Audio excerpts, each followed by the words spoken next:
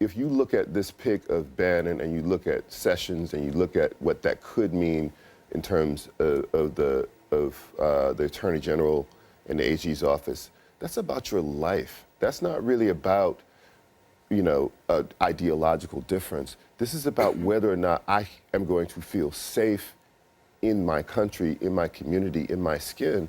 It's about, this is not like an argument to have. I don't sit here and feel like, I'm just having some sort of intellectual exercise.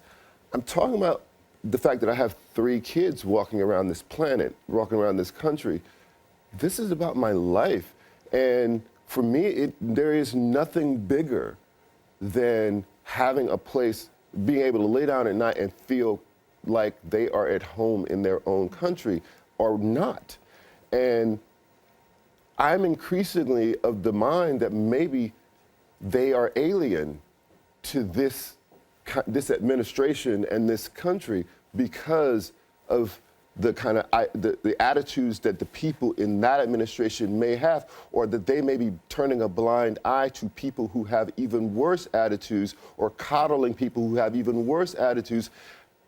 So it's not an intellectual exercise for me. I don't have the luxury of it being an intellectual exercise. But can't J.D. Vance's relatives in Kentucky also say it's about their life? I mean, if you are poverty-stricken and it's about jobs, they would call it, but that's about their life too. Yeah, right. So you have the layer of race being about all of those things. Like there's no way to separate out the pressure, the economic pressures on your life than the physical imminent dangers to I your get life. it. It's just how you define life and what you think is the top priority. I mean, what do your relatives and everybody you know from that Appalachian region think this was all about?